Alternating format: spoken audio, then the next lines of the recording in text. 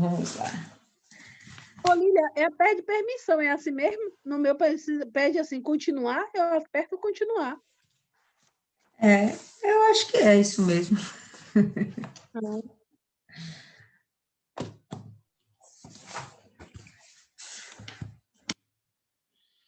Então, vamos lá, pessoal, Filipenses, capítulo 3, verso 1.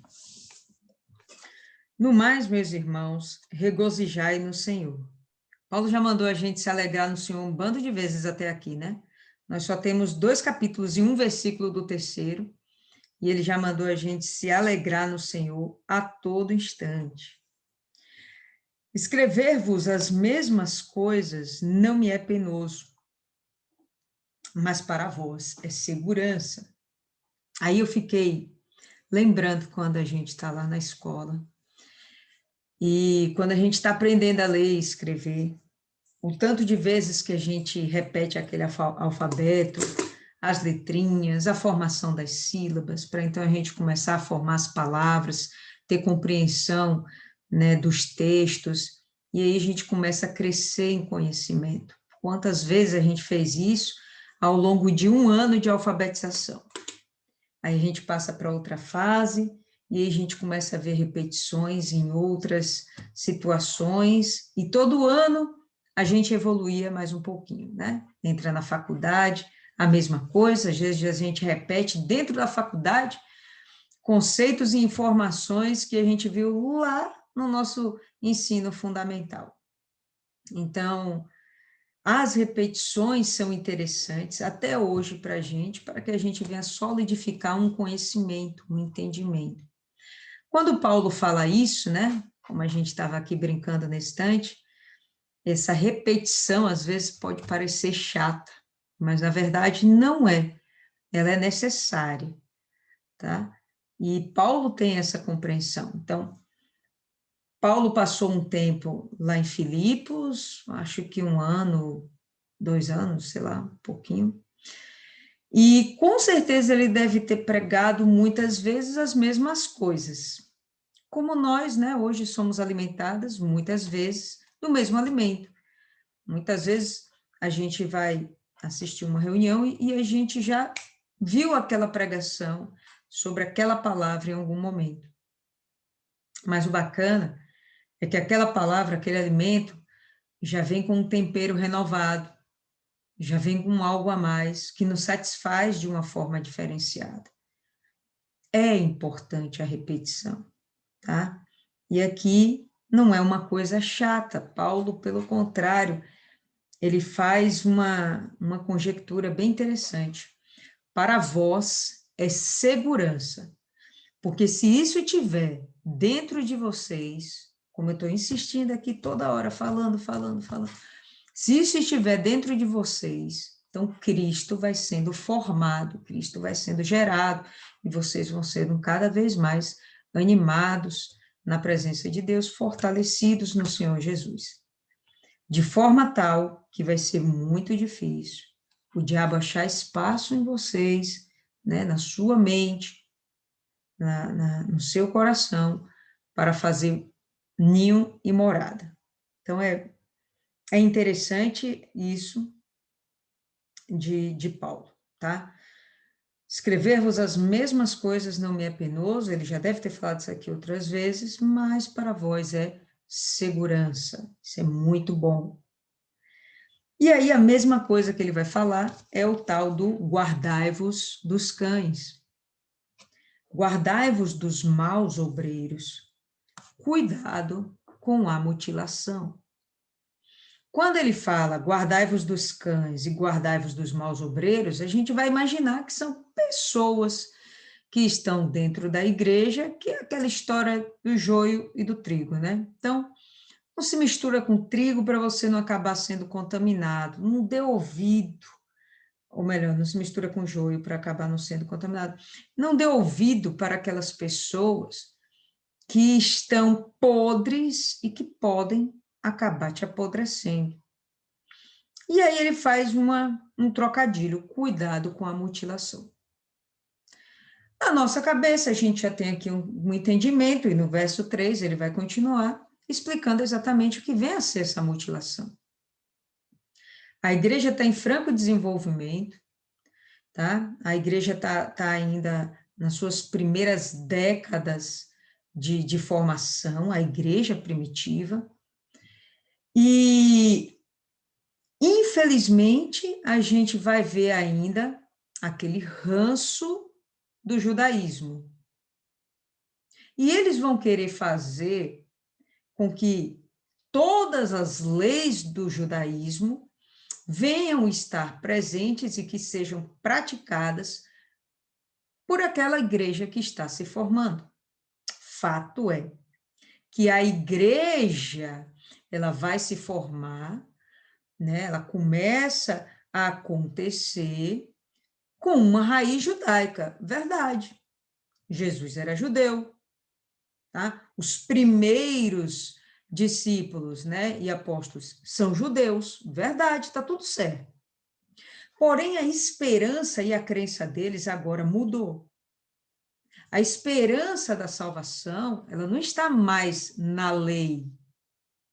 Ela não está mais nos hábitos e nos rituais da lei. Ela agora está passando pela fé no sacrifício do Senhor Jesus. Mudou completamente. O entendimento, a compreensão mudou. A lei, ela vai ser abolida, vai ser jogada no lixo, vamos amassar tudo aquilo e jogar no lixo? Não, ela é útil. A lei é útil para que a gente mantenha uma boa convivência com as pessoas, boas relações, para que a gente tenha bons hábitos, para que a gente tenha uma vida saudável em todos os sentidos. É útil, útil. Mas essa lei vai garantir sua salvação? Não. A gente já sabe que não. Paulo tinha plena certeza que não. Paulo teve um relacionamento extremamente íntimo com o Senhor Jesus, e a gente viu isso quando meditamos ali naquelas passagenzinhas de Gálatas, que fica claro que ele recebeu do próprio Senhor Jesus o Evangelho. As noções, né, de como pregar essa verdade do Senhor Jesus, a esperança e a expectativa da salvação do Senhor Jesus. Então, quando ele recebe isso, dentro dele, na cabecinha dele, o entendimento dele já está completamente transformado. Ele é um judeu, mas ele agora entende, pô, tudo aquilo, né? Ele vai falar, ele vai deixar claro, tudo aquilo é como nada. Ele vai comparar até com coisas bem nojentas. E ele vai valorizar justamente a fé. E ele faz, então, aqui esse trocadilho. Cuidado com a mutilação. O objetivo desses cães, desses maus obreiros, era fazer com que fosse instituída dentro da igreja o hábito da circuncisão. Foi uma lei que Deus deu para Abraão? Foi. Foi útil até um determinado tempo? Sim. Mas, nesse momento, qual sentido ela faz? Nenhum. Porque já se passaram os dias das obras. Agora a gente está vivendo o momento da fé. A gente vai falar mais um pouquinho sobre isso. Abre aí em Romanos, capítulo 2.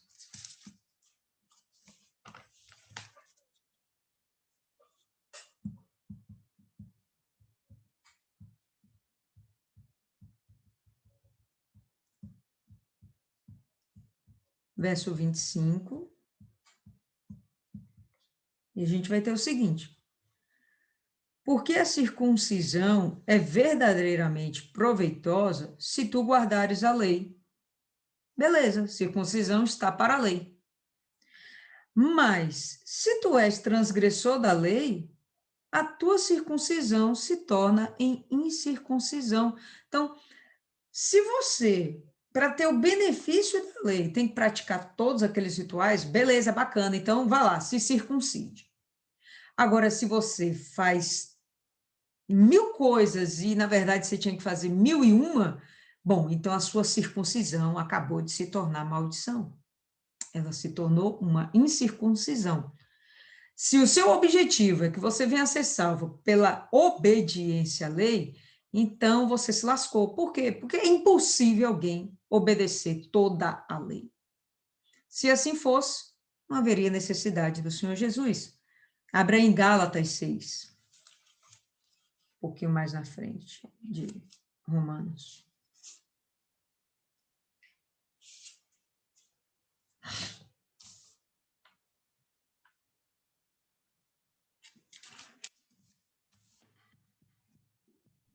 Gálatas quanto? 6, meia dúzia.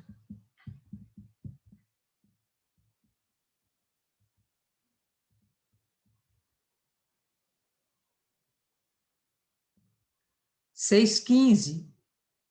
Aí a gente vai ter Paulo falando o seguinte: porque em Jesus Cristo, nem a circuncisão e nem a incircuncisão de nada valem, mas uma nova criatura. O que Paulo quer dizer? O que importa, na verdade, é que dentro de você, a consciência que você está desenvolvendo, o entendimento que você está desenvolvendo, isso sim é que é o importante. A fé que você vai começar a praticar por conta do sacrifício do Senhor Jesus, isso é que vai tornar você digno da salvação. O fato de você ser circuncidado ou não ser circuncidado, na verdade, não muda nada. Se você é uma coisa ou outra e não crê no Senhor Jesus, então você está fadado a estar condenado. E se eu seguir toda a lei, continua fadado à condenação, porque o que existe hoje é um novo pacto. O antigo pacto, pacto da lei, o pacto de Abraão, ele foi completamente superado pelo pacto do Senhor Jesus, e é hoje essa nova aliança que nós vivemos, né? Ontem nós tomamos o quê? A Santa Ceia, rememorando o quê? A nova aliança, o sacrifício perfeito. Porque os nossos sacrifícios e a nossa tentativa de obedecer toda a lei nunca foi eficaz para que pudesse guardar a nossa alma do dia da perdição. Mais um pouquinho aí na frente, abre em Efésios, no capítulo 2.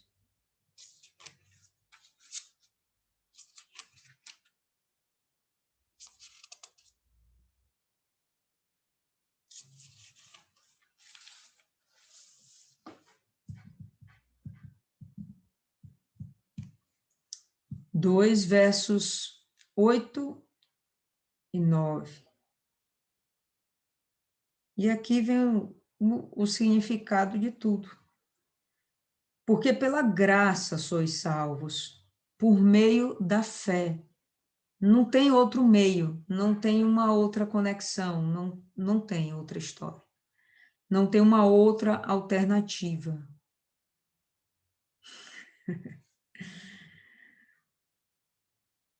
Isso não vem de nós, é dom de Deus. O dom da salvação vem de Deus. Não é porque a gente conquistou, porque somos boazinhos, que a gente não fuma, não se prostitui, não mente. Né? Não. É porque a gente crê no Senhor Jesus. E crê que ele morreu pelos nossos pecados. Aliás, os inúmeros pecados que nós tivemos e temos até hoje. Se a gente chega e fica naquela história, e pequei de novo. Desculpe, Efésios 2, qual é o versículo? Verso 8. Nada. Né? Aí você chega e alcança a salvação. Aí depois você peca. Pronto. Confiou em Jesus, você compreendeu toda a mensagem da cruz, você agora está salvo pela fé, e aí você peca de novo. E aí? Se lascou, perdeu a salvação, né? O amor do Senhor Jesus diminuiu por você? Não. Óbvio que a gente não vai manter o pecado, não vamos manter o hábito do pecado, mas o fato de pecarmos não significa que a gente perdeu a salvação. Significa que ainda bem que Jesus morreu pela gente, porque ele sabia que a gente ia pecar mais uma vez.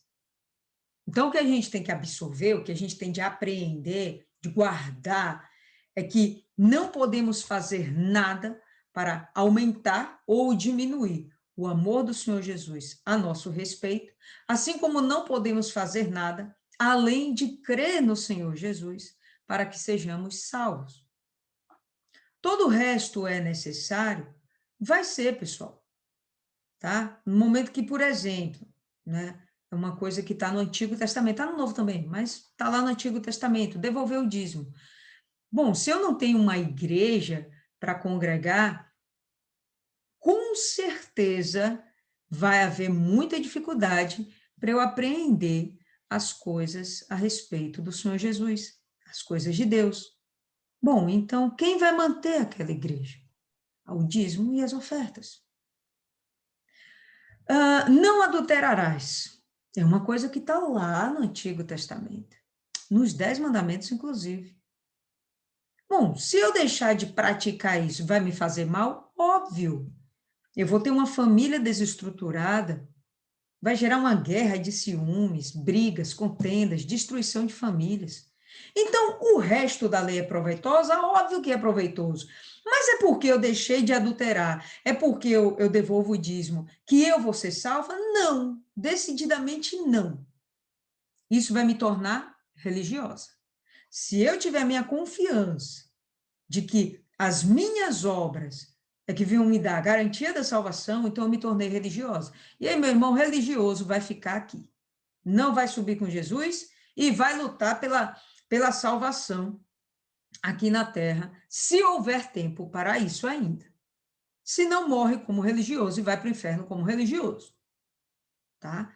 Então, que isso fique cada vez mais claro. Paulo está falando, ó, eu vou repetir tudo isso para vocês de novo. Então, esquece esse negócio de mutilação, esquece esse negócio de circuncisão, isso não vai funcionar. Você só vai ser uma pessoa ferida, acabou. Você tirou um pedaço do seu corpo, você se mutilou. Isso não aumentou o amor de Deus por você, isso não acrescentou salvação na sua vida. Beleza? E quando ele fala assim, ó, deixa eu só completar aqui Efésios 2, né, para a gente voltar para o texto, né? Porque pela graça sois salvos, por meio da fé, isso não vem de nós, é um dom de Deus. Não de obras, justamente para quê? Para que nenhum homem se glorie. Porque, poxa, se eu vou ser salva pelas minhas obras, sinceramente, para que Jesus morreu? Coisa mais inútil, a coisa mais estúpida que poderia ter acontecido no universo. Jesus morrer pelos meus pecados, já que, de alguma forma, as minhas obras vão me dar direito à salvação. Não vão dar direito à salvação, tá? Isso aí, acho que já está muito bem batido, né? Muito bem entranhado na gente. Aí ele fala, porque a circuncisão somos nós, que adoremos a Deus em espírito. Olha a diferença, né? Voltando aí o texto, viu, pessoal? Filipenses 3:3. Tá? Então, isso aqui é que vai fazer a diferença, tá certo? Voltando, eu queria falar sobre os cães. Quando ele fala sobre os cães, vocês lembram de Jesus, quando vai aquela senhora pedir pela salvação da filha, pela cura da filha, e ele trata ela de quê? Cachorrinha. Ele fala, olha, não é bom que a gente dê o pão do filho para os cachorrinhos. Quando ele está falando do cachorrinho, e aqui Paulo falando dos cães, era um termo pejorativo que eles usavam para os gentios. Então, provavelmente, isso não fica muito claro aqui, mas provavelmente, esses cães, esses maus obreiros, eram gentios que haviam se convertido e que acreditavam que tinham que seguir toda a lei mosaica. Poderia ser também cristãos judaizantes, que eram judeus, se converteram, não largaram o ranço do judaísmo, quiseram levar tudo isso junto com Jesus, tudo no mesmo pacote. Não, vamos obedecer toda a lei e a gente ainda vamos ter fé em Deus. ou fé em Senhor Jesus, fé no sacrifício dele, entendeu? Então, se você não é circuncidado, você tem que se circuncidar. Não, Jesus nunca pediu isso. Jesus nunca falou sobre isso. Jesus foi circuncidado? Foi. Jesus seguiu todas as leis do judaísmo, até para que ele não fosse mal visto pelos judeus. Nisso ele não pecou, tá? Mas ele não exigiu tais coisas daquelas pessoas. O que ele exigiu era a fé. O que ele exigiu, aqueles 2 grandes mandamentos, entendeu? Não foi os rituais, tá? Então, nesse momento que ele fala dessa forma, ó, guardai-vos dos cães e dos maus obreiros, ele compara essas pessoas como aqueles cães que eles eram ferozes e eles comiam, como a gente poderia falar, revirava lixo, então eles se alimentavam do que era podre, tá certo? Eles eram violentos e se alimentavam do que era podre. Então, poxa, como é que vocês agora vão se alimentar disso? Mais uma vez eu estou falando com vocês, se afaste dessas pessoas e não precisa de forma alguma que vocês venham se mutilar. Pode falar aí, Martiane. Na verdade, é uma dúvida que eu tenho. 2 dúvidas. Primeiro, por que Deus exigiu esse corte nessa circuncisão? A primeira pergunta. A segunda pergunta é se esse corte tem a carne, né, os desejos carnais. E a terceira pergunta, Cara, eu não sei nem como eu vou fazer essa terceira pergunta. Com a boca. Tipo,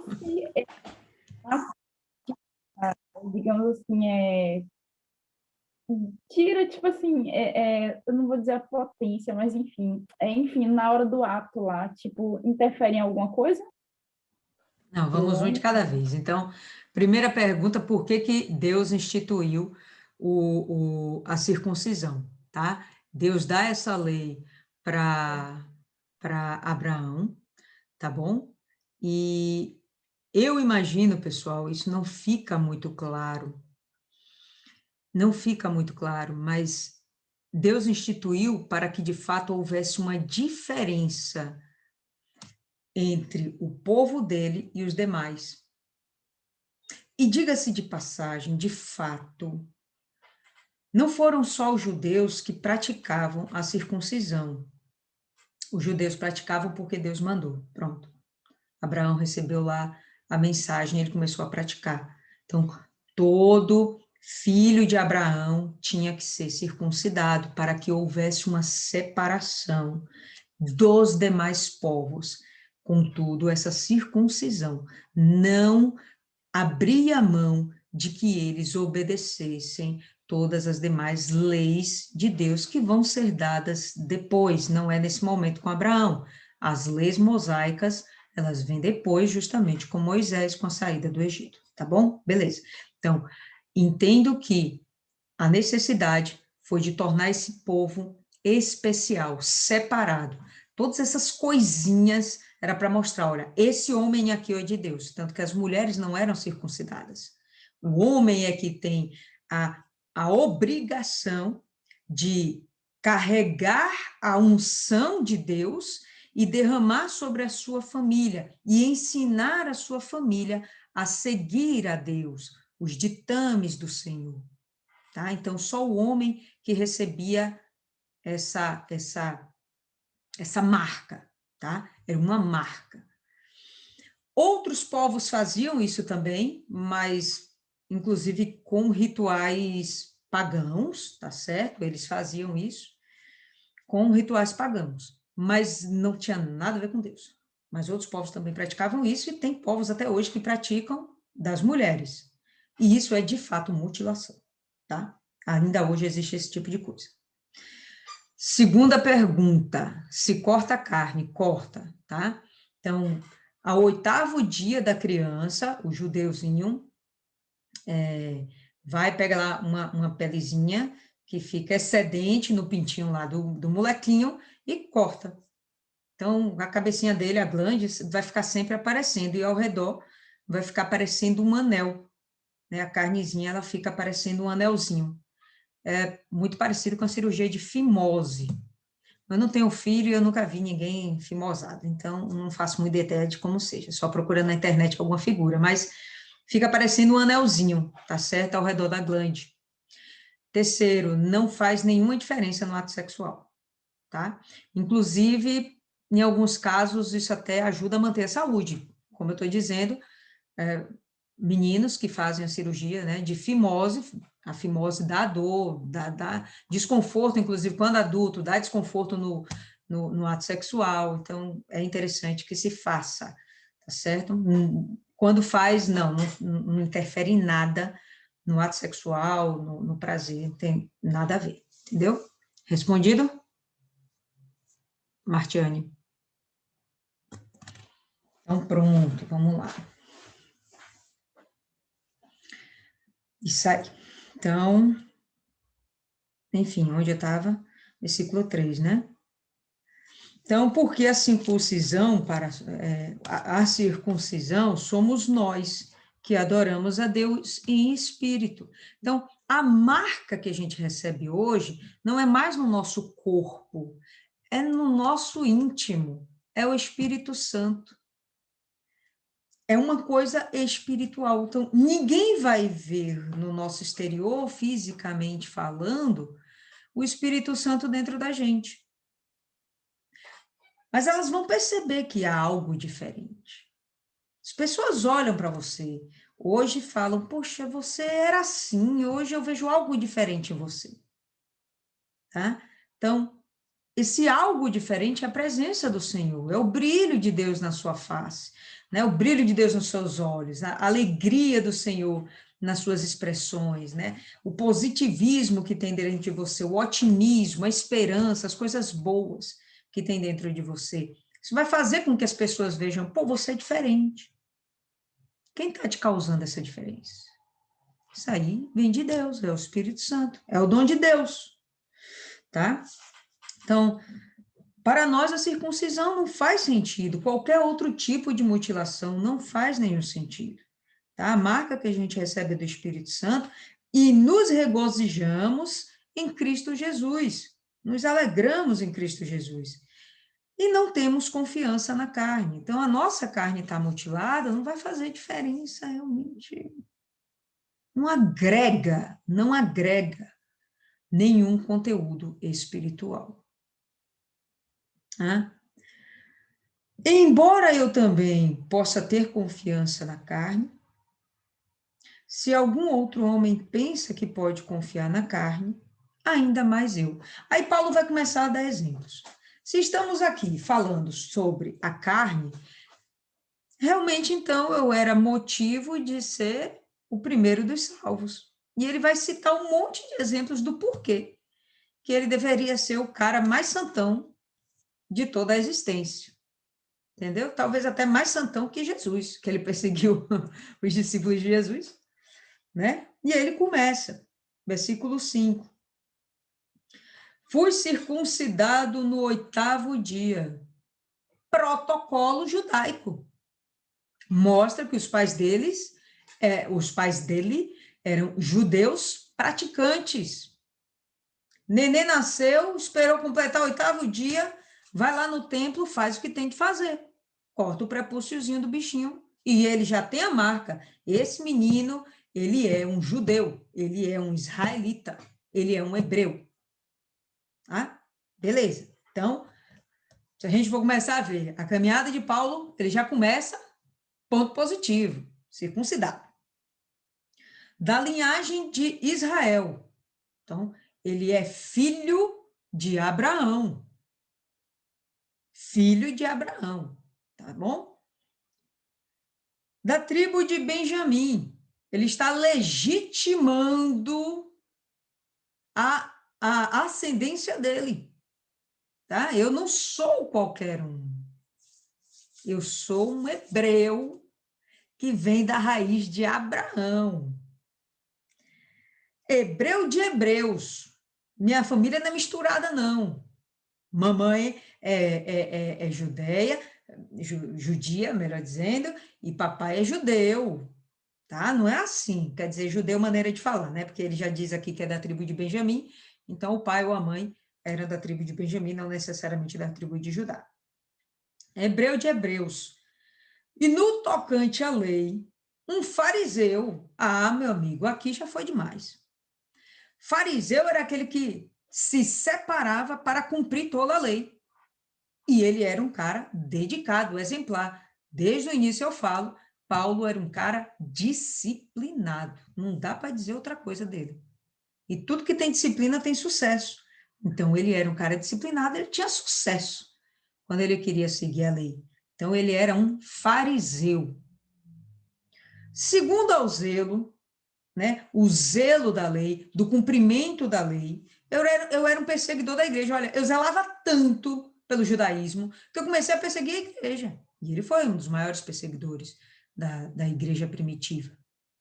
Tá? Ele matava aqueles que acreditavam no Senhor Jesus, e o Senhor Jesus disse que ele era filho de Deus, o Messias, e isso foi uma heresia. Então, para Paulo, perseguir o Senhor Jesus e os seus discípulos era nota 1000. Então, cara, exemplar. Vamos lá, continua. E no tocante à justiça que está na lei, tudo aquilo que é correto, que é puro, que é coerente, que está na lei, eu era irrepreensível. Era não, né? Ainda é. Eu era irrepreensível. Então, se formos pensar pelo lado da lei, eu não preciso de Jesus para nada. Mas, meu amigo, tem uma história para te contar. Eu conheci Jesus. E depois que eu conheci Jesus, eu percebi que tudo isso que eu fazia era nada. E é isso que ele vai abrir o coração agora para falar.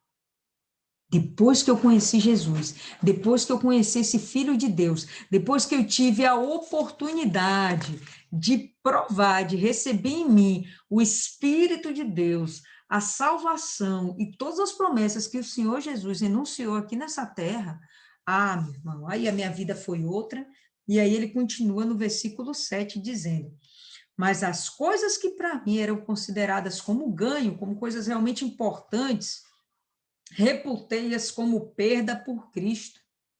Quando eu conheci a Cristo, aquilo tudo para mim foi perda de tempo, foi perda de energia, foi desprezo de minhas forças. Não valeu a pena de nada. Quando eu conheci Jesus, mais nada daquilo fazia sentido. Nem seguir aquelas leis, nem eu ter sido circuncidado e nem mais um bando de coisas. É isso que ele está querendo dizer, tá? E, na verdade, tenho também por perda todas as coisas, pela excelência do conhecimento de Cristo Jesus, meu Senhor. Então, para que eu tenha o conhecimento de Deus, do Senhor Jesus, melhor dizendo, para que eu tenha o conhecimento do Senhor Jesus, tudo, eu deixo para trás. Meu sono, meu trabalho, minha família, meus desejos, tudo eu deixo para trás. Se torna como nada. Pela qual sofri a perda de todas estas coisas. Pelo qual sofri a perda de todas essas coisas. E as considero como esterco, fezes, lixo, desprezo, para que possa ganhar Cristo. Tá? Então, não é através dessas coisas que eu vou conseguir ganhar Cristo, porque essas coisas, cara, essas coisas são cocô. E o que a gente faz com cocô? Joga no lixo, cava um buraco em terra para a gente nunca mais ver, aquilo fede, aquilo é desagradável, a gente não quer estar perto daquilo. Então, tudo aquilo não presta, nada mais me interessa. Depois que eu conheci o Senhor Jesus, a minha forma de pensar ampliou, tá? Minha mente se abriu para verdades que eu nunca poderia ter imaginado. Então, vamos lá. E seja achado nele, né? Então, pelo qual sofri, né? Sofreu por Senhor Jesus a perda de todas as coisas, ele não está mais fazendo questão de nada disso, tá certo? Ele não deixou de ser hebreu, ele é hebreu, ele não deixou de ser judeu, beleza, ele é judeu, ele não deixou de ser um seguidor da lei, ele ainda é tudo isso, porém ele entende que nada disso vai fazer realmente a diferença, o que faz a diferença é ele ter conhecido o Senhor Jesus. Opa, essa experiência fez a diferença, né? Então, sofri a perda de tudo isso, as considero tudo como esterco, para que possa ganhar Cristo e seja achado nele, não tendo a minha própria justiça, que vem da lei, mas a que vem pela fé de Cristo, a justiça que vem de Deus, pela fé. Aí isso aqui muda, né? Muda tudo. É isso que até hoje os judeus não conseguiram entender. É isso, na verdade, não só os judeus, os idólatras não conseguem entender, tá? Quando eu falo idólatra, fica muito fácil a gente entender. Pessoas que acreditam em outras vidas, reencarnações, pessoas que acreditam em outros deuses, né? Em Buda, em sei lá mais o quê. Pessoas que acreditam em meditação. Meditação. Tipo uma paciente minha recente, falando de toda a ansiedade dela e de queixas que ela tinha para com Deus, não sei o quê, e a ansiedade que estava acabando com ela, fazendo ela tomar remédio por causa da perda do pai, uma confusão danada, enfim. Aí eu falei, poxa, mas quando você medita pensando em Deus? Não. A meditação é ouvir musiquinha e tentar esvaziar a mente. Isso não vai funcionar por um bom tempo. Isso pode funcionar por um tempo, mas logo depois isso vai dar errado, porque a mente vai voltar a funcionar e vai lembrar de todos os suas dúvidas, seus questionamentos, né? Tudo vai voltar. Então, não tem, na verdade, a meditação que faz uma transformação na vida da pessoa. Então, todas essas pessoas, elas não conseguem entender essa coisa tão simples, é só ter fé no Senhor Jesus. É muito simples. Não tem grandes segredos. Para conhecê-lo e o poder da sua ressurreição e a participação em seus sofrimentos, sendo feito conforme a sua morte, para ver se, de alguma maneira, eu possa chegar à ressurreição dos mortos. Não que já tenha alcançado ou que seja perfeito, mas prossigo para alcançar aquilo para o que fui também alcançado por Cristo Jesus. Então, ele está dizendo isso, olha, não vale mais a pena eu ficar correndo atrás, né, de fazer as coisas pela minha carne. Não dá para eu confiar na minha carne, não dá para confiar nas obras da minha carne. Isso não vai me dar um grande proveito. O que realmente me interessa é alcançar a salvação, isso é por meio do Senhor Jesus. Tudo bem, eu não estou lá nesse 100% que eu quero estar e que o Senhor Jesus quer que eu esteja, mas eu estou caminhando. Eu não desisti, eu não parei na caminhada. Eu estou me policiando, todo dia eu aprendo um pouquinho mais, todo dia eu pratico algo diferente. E assim eu estou me aperfeiçoando na fé. E isso é que vai fazer com que haja, de fato, a salvação. Irmãos, né, verso 13, irmãos, não julgo que o haja alcançado, mas uma coisa faço, e é que, esquecendo-me das coisas que ficam para trás e avançando para as coisas que estão diante de mim. Quais são as coisas que ficam para trás? Todo o ritual judaico, todas as velhas crenças, todas as culpas, dores, todas as acusações, tudo isso vai ficar para trás. E agora, o que está na minha frente? À minha frente tem expectativa de salvação. Eu tenho um novo nascimento, eu tenho um selo com o Espírito Santo, eu tenho que fazer, cumprir os 2 principais mandamentos, E nesse cumprir os 2 principais mandamentos, eu tenho que cuidar da salvação de outras pessoas, por amor a outras pessoas. Então, agora o que vem pela frente é outra história. O que existia atrás, na verdade, era puro egoísmo. Eu faço, eu sou o melhor, eu sou o bom, eu vou ser salvo. Agora não. Eu não valho nada, eu preciso do Senhor Jesus e eu preciso fazer com que um bando de gente reconheça isso também.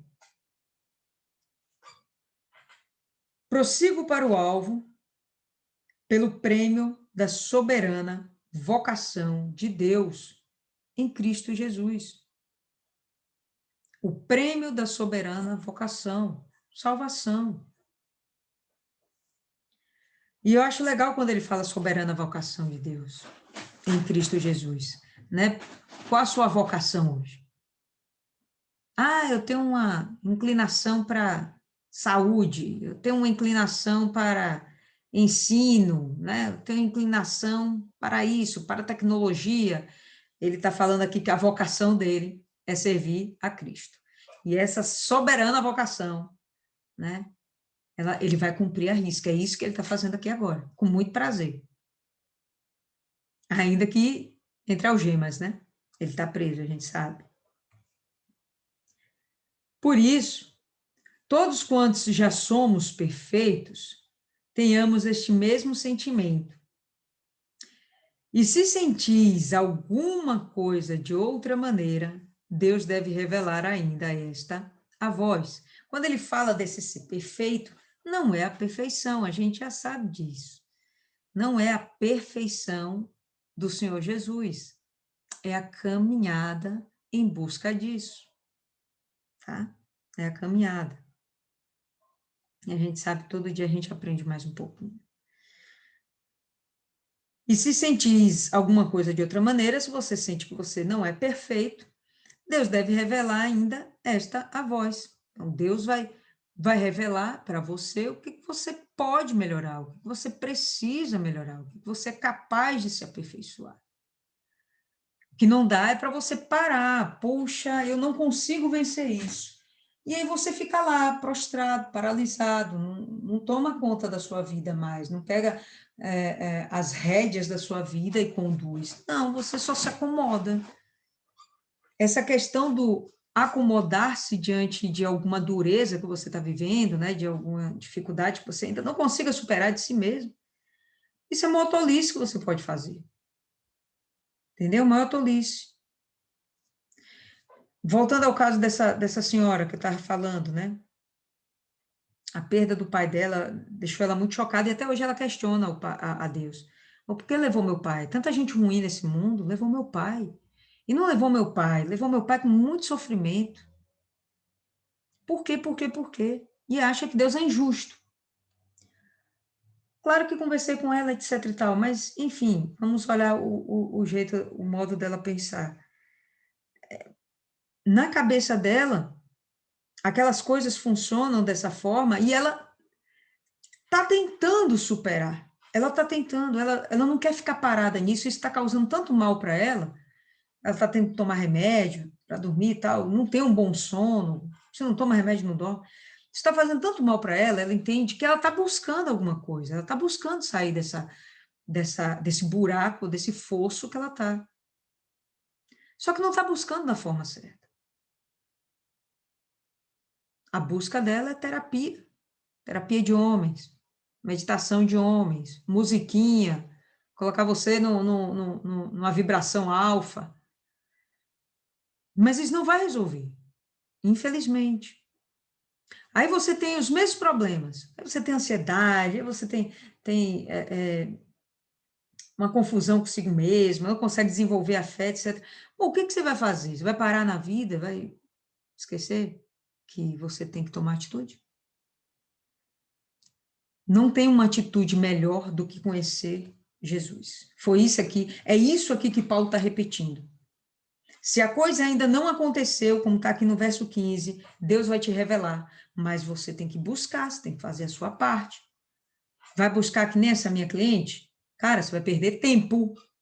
Eu vou no psicólogo, vou na terapeuta, vou procurar fazer meditação, vou em outra religião, né? Não, o que ele está falando, olha, você tem que ter um relacionamento íntimo com o Senhor Jesus. Aí quando você tem esse relacionamento íntimo, opa, aí a coisa começa a desenvolver. Porque sua mente muda, velho. O que tem que mudar é a mente. Quando a mente muda, seus hábitos mudam, suas atitudes mudam. Se a sua mente não mudou ainda, sua mente está parada lá, naquele trauma de 1900 bolinha, naquela culpa que você carrega, tá difícil, Jesus não vai conseguir operar. Por quê? Porque tudo que está para trás, né? Versículo 13 aqui, não é isso? Esquecendo-me das coisas que ficam para trás, para que avançando para as coisas que estão diante de mim. Pô, se eu fico parada lá naquele tempo, naquele problema, naquela questão, eu não vou evoluir. Então, pô, tem que dar um start. Gente, estou sendo contra nenhuma forma de terapia aí não, viu? Quer fazer, faça, fique feliz, não tem problema nenhum. Mas eu estou falando aqui a receita que Paulo está dando. Tá? A terapia que Paulo está dando é conheça melhor o seu Deus. Tenha um relacionamento mais íntimo com o seu Deus, porque ele vai se revelar para você. Ele vai se revelar para você. Fala aí, Adriana. O que a gente tem que avaliar, ver aqui, é que Paulo, ele tinha tudo. Ele tinha status, ele tinha uma condição. Ele abdicou de tudo isso por algo maior. Então, ele se esvaziou dele mesmo. A gente observa que ele se esvaziou. É porque lá na frente vai falar outra coisa que eu também vou falar. Ele se esvaziou dele mesmo. E é muito bom. E a gente vê que as pessoas hoje ficam muito apegadas ao passado, ao que foi, né? Ao que foi. Não, o passado ficou no passado, né? Os seus pecados ficou lá atrás. Você hoje é uma nova criatura, você se renovou, você teve um encontro com Deus, você teve a sua conversão, você teve o seu batismo nas águas. Agora, o foco é o quê? Buscar o Espírito Santo, ser cheia do Espírito Santo e, a cada dia, conquistar a sua salvação. É o que ele está ensinando aí. Né? Essa senhora que eu fui hoje visitar, poxa, está notório que só falta uma coisinha assim, ela se esvaziar, esquecer o passado, esquecer a frustração, esquecer aquilo que ela acha que é como é que fala aí? Uma decepção.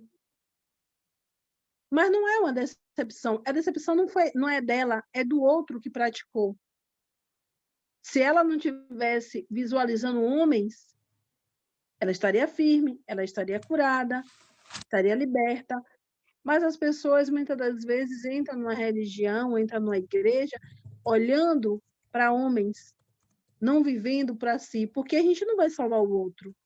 A gente vai salvar a si. A gente leva o evangelho, a gente leva, a gente cuida, mas a pessoa tem um livre-arbítrio de querer conhecer, de querer ter essa intimidade que Paulo está ensinando e ensina em todas as cartas dele a gente ter, aquelas igrejas ter, né? A gente hoje falando sobre a igreja de Filipe. Então, ele quer que essas pessoas continuem e venham ter uma intimidade maior. Por isso que ele é incisivo no que diz e repetitivo nas coisas. A gente se torna chata, a gente se torna uma pessoa até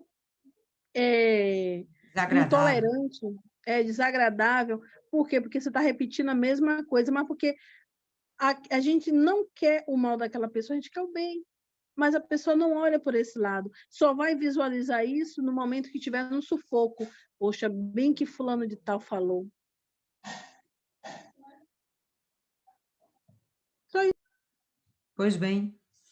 Pois é, pastor. Vamos seguir a receita de Paulo, que essa receita aqui não dá erro, cara. Né? Paulo não foi chamado por Cristo de qualquer forma, não. O que ele tinha para oferecer era muito, tá? E depois que ele conhece a Cristo, ele fala de uma forma bem incisiva. É um texto aqui, inclusive, de cunho filosófico.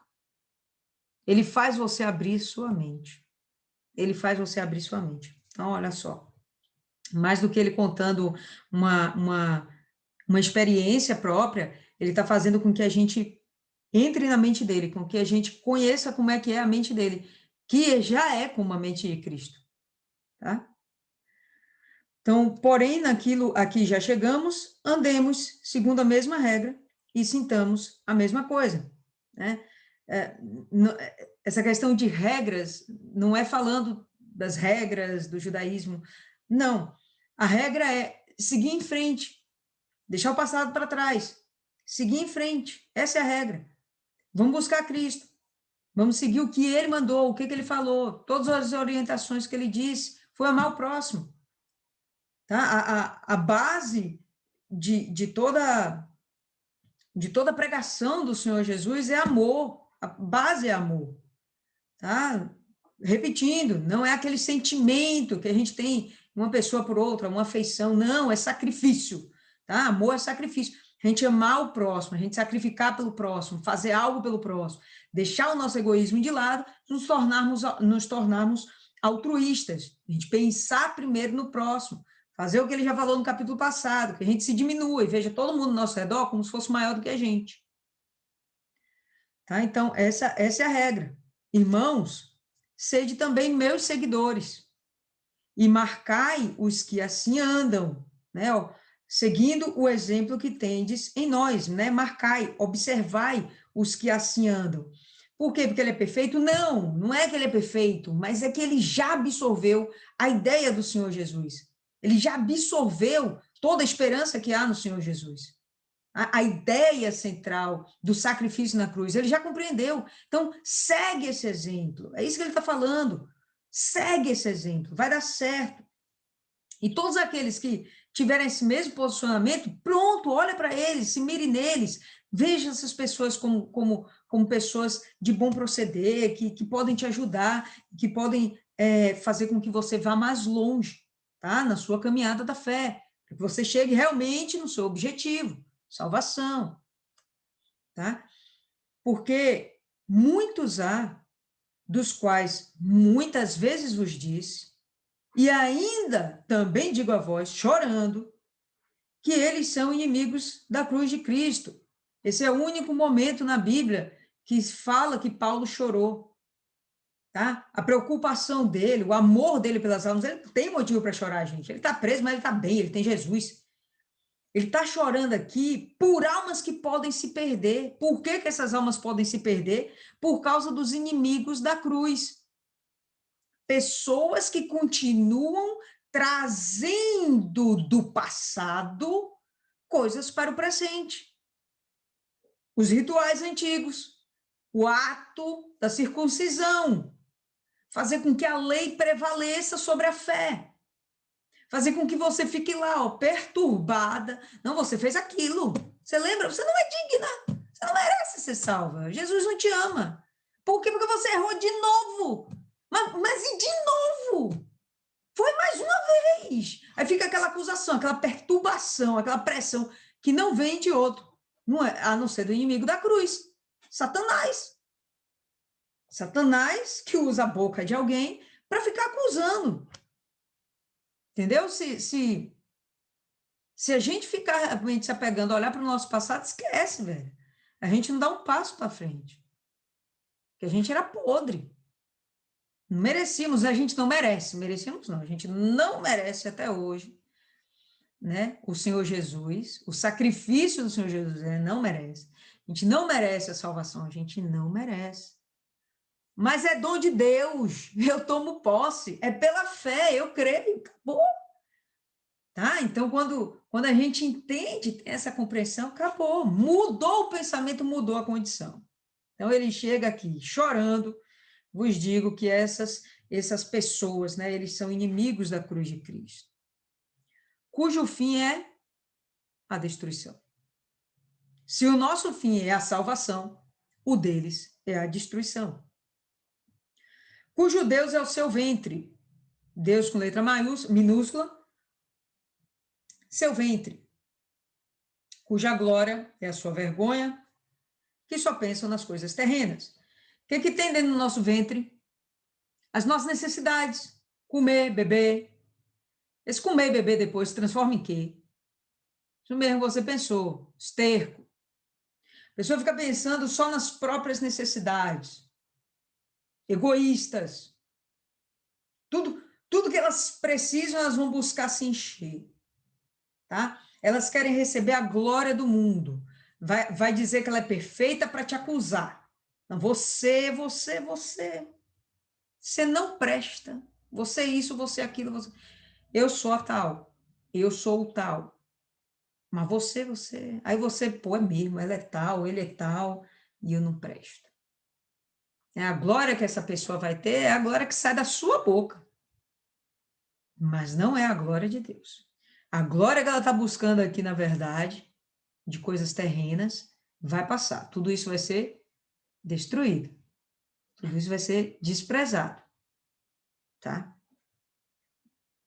Mas a nossa cidadania está nos céus. A gente não faz mais parte desse mundo, caramba. Nós somos peregrinos. Isso aqui me lembra quando a gente lê em Hebreus, né? Falando lá sobre Noé e tudo mais, e Abraão, todos aqueles que reconheceram que, quando entenderam a mensagem de Deus, eles entenderam a mensagem de Deus, eles não tinham ainda o Senhor Jesus. Mas quando eles entendem a mensagem de Deus, eles entendem, pô, isso aqui é passageiro. Eu não sou daqui, não. Eu estou partindo. Tá? Hoje, com a mensagem do Senhor Jesus, é muito mais clara, é muito mais fácil da gente compreender. Naquela época não tinha ninguém dizendo que eles vão para o céu. Hoje, Jesus fala, a gente vai para o céu. Tá? A casa do meu pai tem muitas moradas, eu vou preparar lugar para vocês. Se não fosse assim, eu diria. Mas eu estou dizendo que tem lugar para a gente ir. Então, a nossa cidadania está nos céus. O Senhor Jesus já revelou isso. De onde também esperamos o Salvador, ou seja, nosso Salvador vai voltar para vir nos buscar. Ele vai vir dos céus, o Senhor Jesus Cristo, que transformará o nosso corpo vil, né, esse corpo aqui, que não presta para nada, nosso corpo corruptível, vai transformar nosso corpo vil para ser conforme um corpo glorioso. Cara, que promessa, hein? Segundo o seu eficaz poder de sujeitar também a si todas as coisas, né? O poder que está no Senhor Jesus, sujeitar a si todas as coisas. E a gente vai ter um corpo de glória. Isso aqui que a gente tem que ficar preocupado. O resto aqui na Terra é resto, tá? Só para a gente sedimentar aí um pouquinho, abra em Hebreus, no capítulo 11.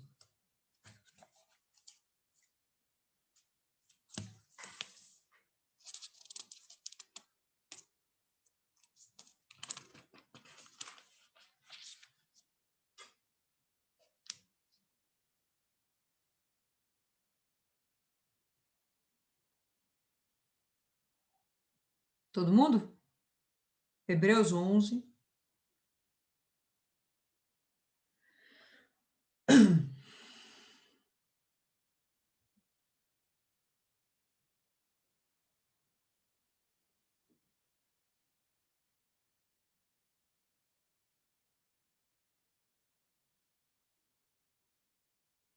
Joaízes?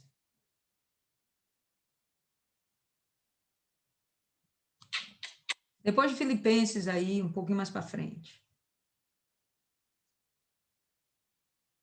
Pronto. Hebreus 11, no verso 7. Pela fé, Noé, tendo sido avisado por Deus a respeito das coisas que ainda não se viam. Quais eram as coisas que Noé foi avisado que não se viam? O dilúvio, destruição de tudo. Comoveu-se com temor. Ele não queria ficar aqui. Preparou uma arca para a salvação da sua casa. E mostrou o amor dele para com seu próximo, sua casa. Pela qual condenou o mundo. Tornou-se herdeiro da justiça, porque creu, que é segundo a fé. Então, esse era um homem que ele estava fora do seu tempo, fora da caixinha, não tinha ouvido falar do Senhor Jesus, ouviu a voz de Deus, creu, e a fé fez com que ele se tornasse um justo, tanto que está aqui sendo comentado em Hebreus, nesse momento que fala dos patriarcas, dos grandes exemplos que a gente tem, né, de fé, de manifestação de fé. Será que Noé era perfeito? Não fala isso na Bíblia. Não diz que ele era perfeito. Diz que ele era um cara muito dedicado a Deus. Diz que ele era um cara íntegro.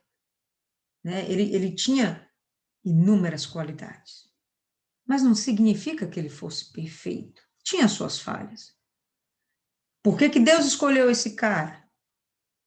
Porque viu nele a disposição para servir a Deus. Por que escolheu Paulo? Paulo perseguia Jesus, cara. Por que ele escolheu Paulo? Porque viu que o intuito de Paulo era fazer a coisa certa para Deus, só que ele não sabia o que era certo e o que era errado. Jesus se revelou para ele, para usá-lo, porque eu preciso de um homem assim. Ele vai revolucionar o mundo dos gentios. E revolucionou. Abre aí em Gálatas 2. Volta aí, Filipenses, um pouquinho para trás. Por que Deus escolheu você? É porque você merece? Porque você é boazinha? Que você é perfeitinha? Você é toda poderosa? É a cheia do poder, cheia da unção. Sapatinho de fogo, como diz aí Maiana de vez em quando. Não, pô. Ele olhou que dentro de você tem um espírito bom para obedecer a Deus. E é isso que ele quer. Amar a Deus sobre todas as coisas, amar o teu próximo como a ti mesmo, ser salvo, buscar a sua salvação, como ele está falando aqui, a carreira da fé, e levar um bando de gente junto contigo. É só isso, não tem mais segredo nenhum. É só isso aí. Gálatas capítulo 2, no verso 21. Não negligencio a graça de Deus, pois se a justiça vem pela lei, então Cristo morreu em vão. Né? Falamos aí sobre isso recente. Então, se a nossa salvação, a nossa justificação é por conta da lei, então não faz nem sentido Jesus Cristo, o que a gente está fazendo aqui é uma perda de tempo. Mas não é assim. Então, gente, bota isso na sua cabeça, muda sua forma de pensar por completo. Entendeu? Se alguém acha aqui que ainda precisa pagar, acertar suas contas de pecado com Deus, não tem mais tempo para isso, não. Aliás, não tem necessidade. Aceitou o Senhor Jesus? Se arrependeu? Não vai mais praticar? Pronto, rapaz. Pede perdão a Deus, está limpa. Está zero. Pode continuar sua caminhada na fé. Você está indo no caminho certo e Deus vai te usar muito. Ok, meninas? Diga aí, alguém tem algo a falar, algo a dizer? Querem acrescentar alguma coisa? Isis, fale logo, Isis. Hoje é seu aniversário, tem que falar alguma coisa, vá. Mesmo que você esteja aí dormindo, entupida de café, o meu bolo pra caramba, não Agora trouxe deu um pedaço banho. pra gente. Tá certo. De quê? De bolo, Não comi bolo, não. porque tá de dieta, mas a gente come, pô, não tem essa não. Não sei se eu tenho muito a acrescentar. O texto é bem, muito claro. Uhum. E Paulo tem esse cuidado de dizer e redizer. Ele fala de várias formas. Jesus também tinha esse cuidado de ensinar, de exemplificar. E até hoje a gente usa vários tipos de linguagem e as pessoas se fazem de surdas, cegas. É triste, sabe? É triste como levar alguém para a igreja é trabalhoso, é suado. Sabe, aquela medalha é com sangue e suor. E com chantagem emocional, sabe? Dizendo que vai ficar de mal. É muito complicado. E aí você vê que antigamente, vai ter alguma coisa aqui em casa, vou sair. Era tão fácil. As pessoas se colocavam à disposição e hoje a gente quer o bem delas, a gente está fazendo por amor esse convite, e tem esse trabalho. É um trabalho. E você acaba sendo chata, mas é o que é obediência, é o que Deus mandou fazer, e a gente tem que obedecer. E fazer sem reclamar, fazer por amor. Percebendo que não tem outra forma, você não consegue ajudar a pessoa de outra forma. Que ele é o caminho, a verdade é a vida. E não me frustro hoje mais com esse convite, a galera não ir, a galera me dá cheiro. Não, eu vou e não ir. Hoje eu entendo que cada um tem sua caminhada e que o importante é mostrar o caminho. A gente está ali para mostrar o caminho que vai fazer realmente a diferença, que vai... esqueci o nome. Sensibilizar é o Espírito Santo. Não tem outra coisa que a gente possa fazer. É isso. Beleza. Cristiane.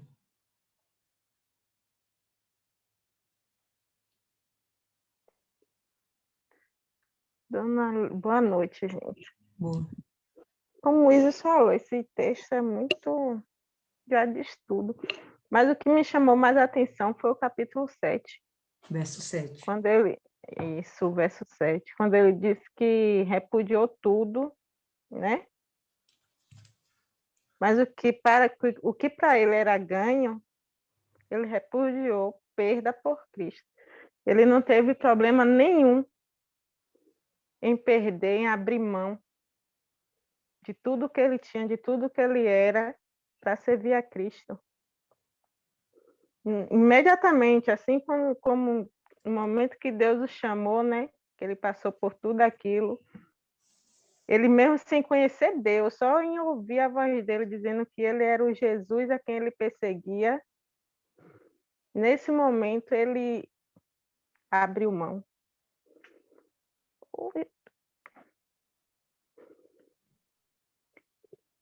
Meu celular está descarregando.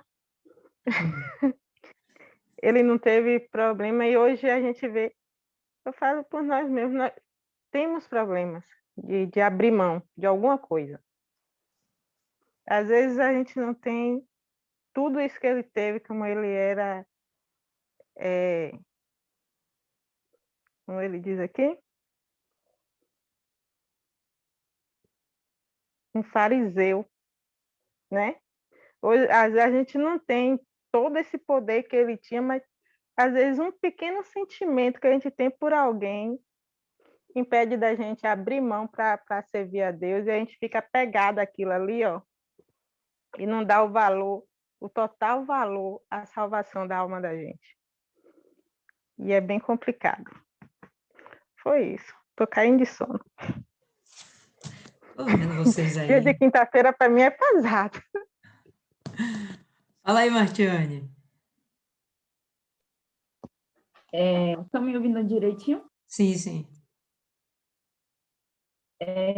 Eu achei muito interessante a parte que Paulo ele expressa, né? Ele conta a história dele, da vida dele, e trazendo para os dias de hoje, parece até um testemunho da igreja, né? Que a pessoa fala assim, eu era assim, eu cheguei assim na igreja, de repente aconteceu isso comigo, e eu descobri Jesus. Encontrei Jesus, e eu acho que é muito bacana, porque ele fala numa profundidade muito grande. Ele consegue exprimir com palavras. Quem lê isso aqui consegue perceber que não há engano, não tem como dizer, foi uma coisa da cabeça dele, não. Até porque, do jeito que ele fala, ele mostra que ele pensava ser verdade tudo aquilo que ele acreditava antes. Ele achava que era verdade para ele, que era uma verdade. E quando a senhora estava aí falando de uma senhora aí que perdeu o pai, eu lembrei de uma música, né, que eu ouvia muito quando eu estava no mundo. E a letra, ela fala exatamente sobre isso. é que você confia a fumaça, a ida da memória má. Você confia ao copo a lembrança do que sempre será um tormento. Você confia a leitura à distração, mas as palavras são apenas para os olhos a atenção. Aí o refrão diz que você quer ir embora de você, como se você não se for, como se você não se fosse todos os destinos possíveis. Na verdade, é uma música assim que ela fala sobre pessoas que buscam esquecer, né, do que passam, do que vivem, confiando, né, as dores, enfim, tudo, em coisas que passam, mas que no final não preenchem o vazio. E ontem, inclusive, eu estava meditando, né, com Dona Thaisa, que a gente está num propósito aí à parte, e a gente estava lendo o livro de João, e olha que bacana, a gente leu exatamente sobre o dom de Deus, e tem uma coisa que se encaixa muito, muito, muito nisso, né? A história da mulher samaritana. Eu já falei isso aqui algumas vezes, né? Mas vale a pena repetir, porque a verdade, a realidade para ela era aquela que ela conhecia, né? De ter tido 5 maridos, e o que ela estava agora não era o dela. A verdade dela era essa, ela saciar uma sede e um vazio que ela tinha como se dando para homens, né? Ela tentava, ela buscava uma felicidade, né? Ela tinha um conhecimento de Deus, né? Até quando ela começa a conversar com Jesus, ela até fala, né? Pergunta onde que é o verdadeiro lugar, onde vão adorar a Deus um dia. Então, ela tem um conhecimento de Deus. Só que é um povo que eles cultuam, eles idolatram, né? Tem muita idolatria, são os samaritanos. E aí Jesus, ele bate, confronta sempre com ela. Ele confronta e até o momento em que ele vai e bate nesse momento, né? Na sequidão que ela tem dentro da alma dela. E ele fala, vai lá e busca o seu marido. E ela vai e admite, eu não tenho marido. Em outras palavras, ela reconheceu, eu não tenho nada, a minha vida ela é nada, é insignificante. E aí foi que Jesus conseguiu abrir os olhos dela, e no final ele deu para ela, né, a água que ele prometeu, né? E ele falou que se ele desse, você não vai mais precisar vir aqui, vai nascer uma fonte a jorrar, né? Que jorre para a vida eterna. E quando ele se revelou para ela estava à espera do Messias, né? Ela falava, um dia o Messias vai vir e vai nos revelar todas as coisas. E ele falou, sou eu que falo contigo. Imagina, cara, que momento marcante, tipo assim, a pessoa tá, cara, um dia um Messias vai vir e de repente fala assim, ó, sou eu que estou falando com você. E a Bíblia fala que na hora ela deixou o cântaro dela e ela saiu feliz e ela foi evangelizar outras pessoas. Aí eu acabei de achar o Messias. E, tipo assim, a gente percebe que naquele momento algo diferente aconteceu dentro dela.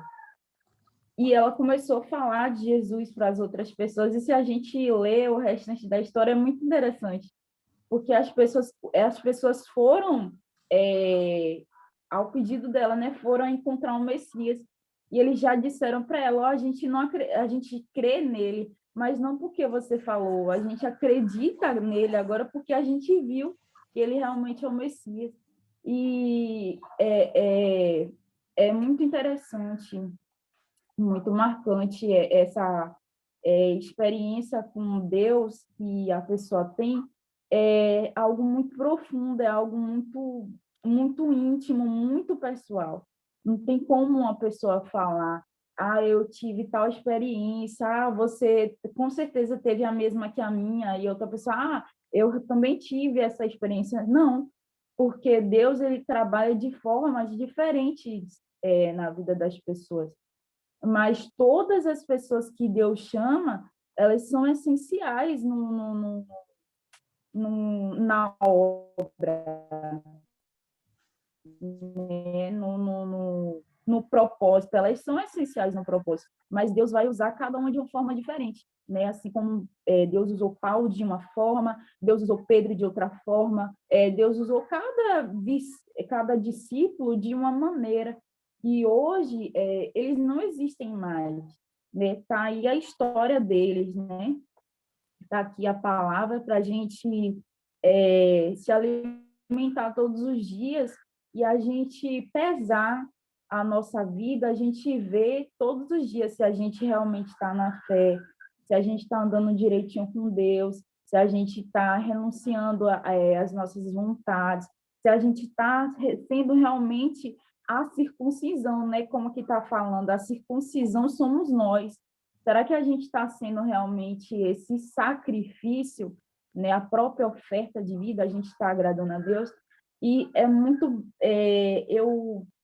eu aconselho, né, a gente não deixar de se alimentar diariamente, não deixar de ter esse momento, né, de meditar na Bíblia. É muito importante. Se as pessoas que estão no mundo soubessem da importância que tem, a gente pelo menos acordar e tirar esse momento, meu Deus, fala comigo aqui, eu preciso ouvir a tua voz.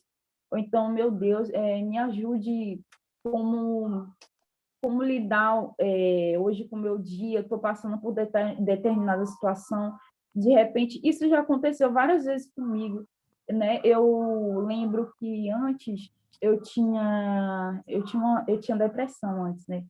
E eu tinha uma ansiedade muito, muito grande. Eu não fazia isso aqui que Paulo fala, né?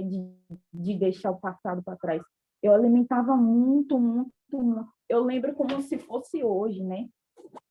Quando eu tinha saído da obra, era muito esquisito, né, na minha mente, né? Porque o diabo ele trabalha muito na mente da pessoa, né, que sai da presença de Deus, e até aquelas que um dia serviram a Deus e de repente assim saíram, né? Entre aspas, ainda não estão mal, certo? Estão buscando ajuda, mas o diabo ele começa ali a trabalhar, né? Com dúvida, com pensamento. E eu lembro como se fosse hoje que dentro de mim eu tinha um desespero muito grande de alma, porque eu ficava assim, eu dormia e eu ficava assim, meu Deus, tomara que eu acorde e esteja tudo bem já, sabe? Já esteja tudo resolvido. Eu queria muito dormir e acordar e os anos todos já terem passado, eu já estar bem, eu não ter que passar por nada, eu não ter que ouvir nada de ninguém, né? E eu tinha muito essa coisa de vazio, né? Eu ficava muito alimentando muita culpa dentro de mim, né? Poxa, por que que eu fiz isso? Poxa, eu poderia ter feito aquilo diferente, eu não devia ter vacilado assim, né? Poxa, por que que eu fiz isso? E o diabo, ele se aproveita, né? Tem aquela história do leão, né? Que o mais forte é aquele que a gente alimenta mais. E eu alimentava muito a dúvida, eu alimentava muito, tipo, os maus pensamentos. E quando eu via, eu acordava, tipo assim, tinha dias que eu acordava na fé, no meio do dia eu estava cambaleando, no final do dia eu já estava na dúvida totalmente. Tipo assim, aquele negócio assim, cara, nem Deus podia me ajudar, porque nem Deus podia me ajudar. Só que as coisas foram mudando quando eu tirei a minha dependência das pessoas, né? Eu tirei a minha dependência das pessoas, eu parei de viver religiosamente e eu peguei a palavra e comecei, não, bora começar a praticar. E o ruim, tipo assim, o ruim era quando eu abria a Bíblia e só batia naqueles versículos brabo, tipo, é impossível quem foi iluminado de eu voltar a ser iluminado de novo. Eu, meu Deus do céu, que isso está amarrado.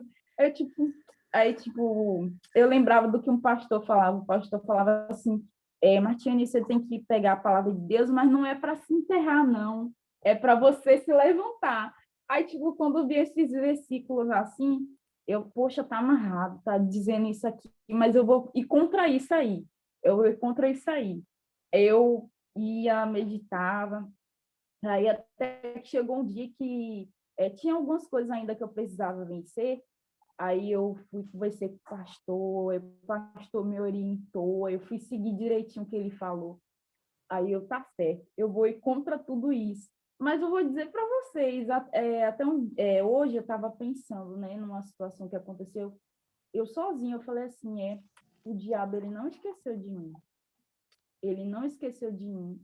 E ele vai fazer de tudo para eu voltar a ser aquilo que era antes. Mas eu não vou deixar, eu não posso deixar. E todos os dias eu tenho tido essa preocupação com a minha vida espiritual. É muito bom, é bacana a gente ter amigo, é muito legal, cara. A gente ter uma pessoa assim, pô, você é meu amigo.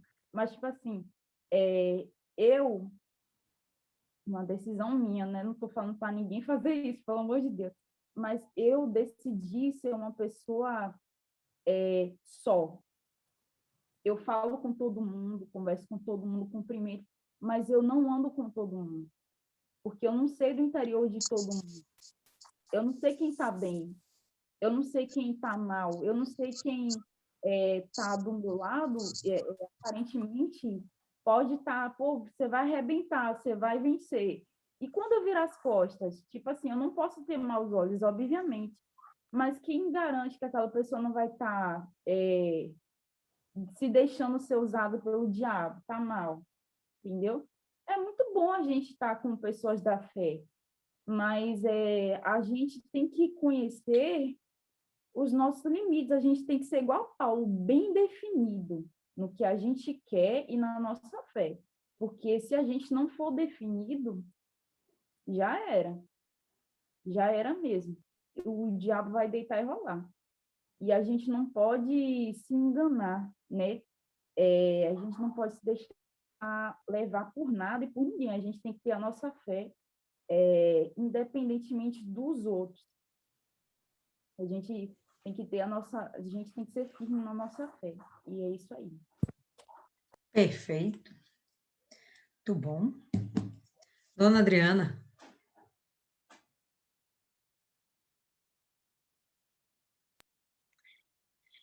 Vamos ver se eu lembro, viu? O que eu ia falar. Porque Martiane falou um livro. Desculpa aí.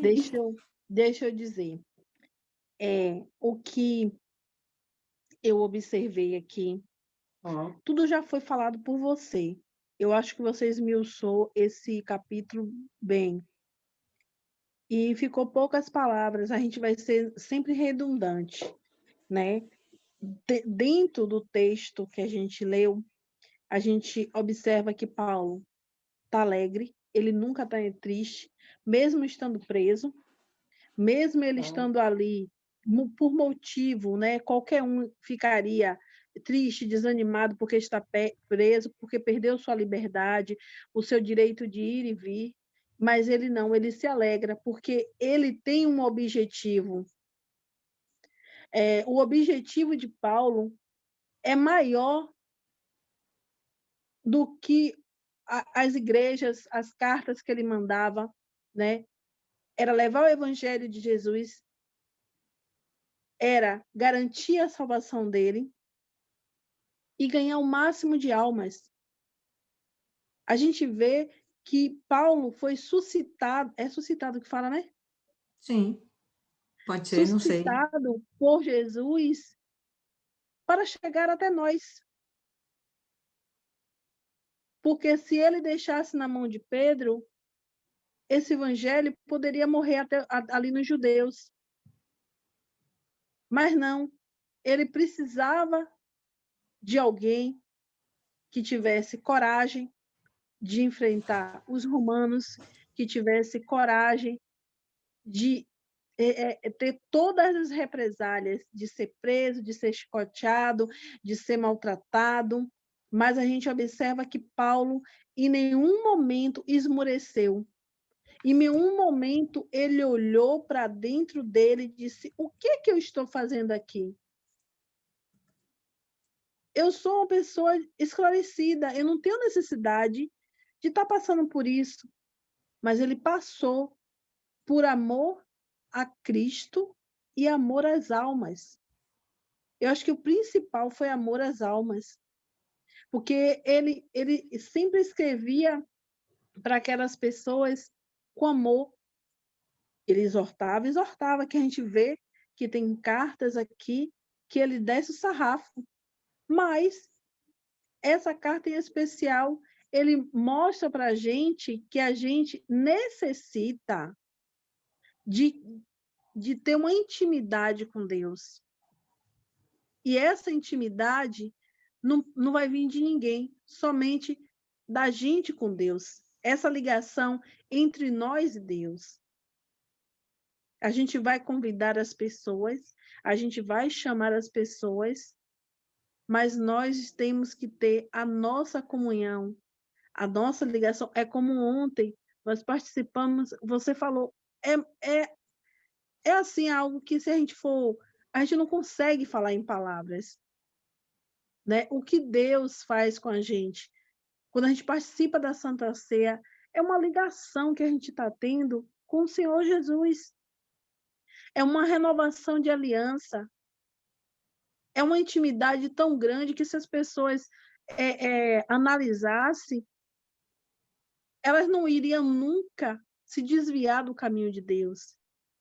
Tudo que nós fazemos, tem um livro que fala assim, o que Jesus faria no meu lugar? Eu nem sei se o título é esse, mas é mais ou menos isso. Então, o que a gente tem que fazer aquilo que, Jesus, será que faria isso? Será que Jesus diria isso? Será que Jesus, você entendeu? Então a gente precisa, e Paulo, ele entranhou isso na vida dele. Ele acha que cada passo que ele dava, ele pensava, será que o meu Deus, o meu Salvador, aquele que me tirou da religiosidade, da idolatria, da perseguição, faria isso? Não, ele foi amor para mim. Um amor com justiça, porque ele passou pela prova para poder evangelizar. Se a gente observar, ele passou pela prova. Ele ficou cego. Ele, antes de receber Ananias, ele jejuou. Né? Ele, em todos os momentos, ele passou pela prova. Então, ele foi aprovado. Será que nós não podemos ser aprovados? Paulo era de carne como nós. E Jesus deixou um exemplo, se a gente for pensar. Paulo não viu a Jesus, não andou com Jesus. Ele conheceu a Jesus, então ele é um exemplo para nós. Nós não vimos, nós não andamos com Jesus. Mas Jesus, ele deixou o exemplo dele. Ele deixou Pedro, João e os demais que andaram com Cristo e deixou Paulo, que não andou com Jesus, mas conheceu a Jesus. Então, a gente tem dois exemplos dos que andaram com Cristo, viveram 3 anos, né? Até a morte de Jesus, com Jesus, e Paulo, que após a morte e ressurreição de Cristo, perseguiu aqueles que levavam o evangelho, e no meio do caminho, ele conheceu a Jesus. Então, nós temos que ver dentro da gente esse exemplo de Paulo. Que se ele, um homem idólatra, religioso, perseguidor, que é de uma linhagem, que ele coloca aí, eu não lembro se foi Martiane ou quem foi que falou aí, foi Cristiane, que falou que foi como se fosse um testemunho. Então, a gente tem que observar. É um homem que tem uma elite alta, conhecimentos altos, conhece a lei, conhece o Alcorão, né? Ou a Torá, né? Que chama? Torá. E então, o que a gente tem que observar? É um homem esclarecido, mas se rendeu àquele que está acima de qualquer um, o Senhor Jesus.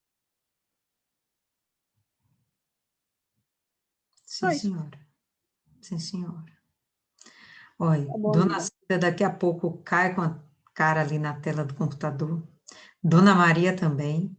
Cristiane já fechou o vídeo para dormir. Eu estou vendo aqui, viu? Estou vendo tudo. Estou vendo tudo. Neide, faz aí a oração, Neide. Vamos encerrar? Pode ser? Pode sim. Tá ligado. Oremos. Senhor Deus e amado Pai, meu Deus, graças te damos, meu Pai, por este momento que o Senhor nos concedeu. Ó Espírito Santo, eu peço por cada uma dessas mulheres, meu Deus. Meu Pai, abençoa os familiares. Meu Pai, nos capacita dia após dia, meu Deus. Ó Espírito Santo, vê as nossas intenções, meu Pai. Estamos sacrificando o nosso tempo, o tempo de estar com nossos familiares, meu Deus, para nos aperfeiçoar em Ti. Ó Deus querido e amado, eu te peço hoje, especialmente por Isis, meu Deus, que o Senhor venha abençoar ela, dia após dia, venha capacitar, meu Pai, que ela venha estar sempre no centro da Tua vontade. Meu Deus, é isso que eu te peço e te agradeço. Em nome do Pai, Filho e Espírito Santo. Amém. Amém, pessoal. Tá ligado?